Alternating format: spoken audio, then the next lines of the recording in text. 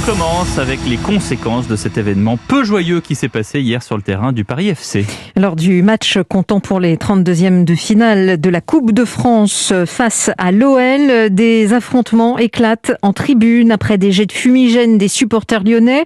Le match a dû être définitivement interrompu à la mi-temps alors que le score était de 1 partout. Et à la suite de ces incidents, Jean-François Pérez, les premières sanctions sont tombées.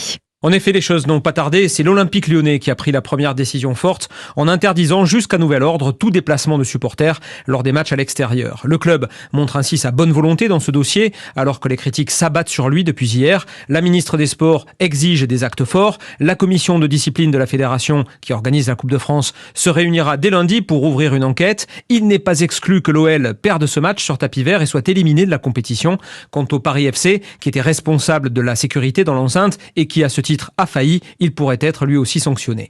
Deux autres conséquences de cette soirée pathétique. L'image du foot français est une nouvelle fois piétinée, pour ne pas dire ridiculisée. Encore une soirée de honte en France, titre par exemple le quotidien espagnol AS. Et plus grave encore, les 15 000 spectateurs présents hier soir à Charletti étaient en grande majorité des familles, des enfants. Beaucoup sont repartis effrayés. Combien auront encore envie de venir au stade voir un match de foot? Sans doute pas beaucoup.